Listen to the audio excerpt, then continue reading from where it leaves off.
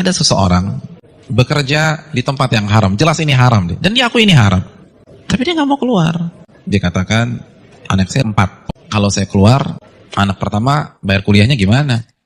Anak kedua SMA-nya gimana? Maka saya tetap bertahan karena faktor kondisi. Itu sok pintar. Karena hakikatnya di hadapan kita ada 2 opsi. Opsi yang pertama, matematika kita, logika kita. Gaji kita 15 juta, anak 4. Oh cukup. Tapi begitu saya resign, maka bulan depan 15 juta itu hilang. Maka nggak mungkin mencukupi 4 orang anak. Itu matematika kita. Tapi itu bukan satu-satunya opsi. Opsi yang kedua, Allah berfirman dalam surat At-Talaq ayat 2. Barang siapa yang bertakwa kepada Allah, maka Allah akan berikan solusi. Dan Allah akan berikan rizki dari arah yang tidak ia duga-duga.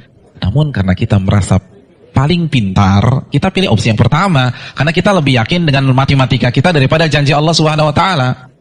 Bukankah itu sok pintar di hadapan Allah dan merasa cerdas di hadapan Allah Subhanahu Wa Taala? Inti dari semua kedurhakaan itu merasa pintar.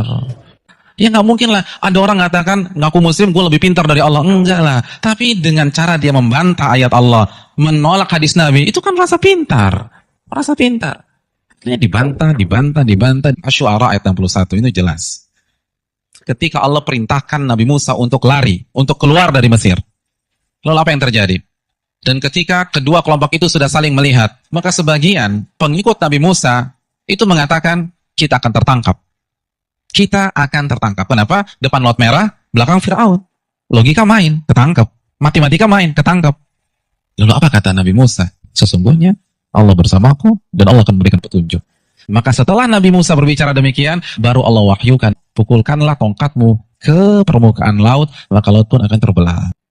Ada 2 sikap yang kontradiksi. Yang satu, begitu melihat kondisi real di lapangan, langsung menggunakan akalnya. Kita ketangkap. Nabi Musa, beliau merasa bodoh di hadapan Allah.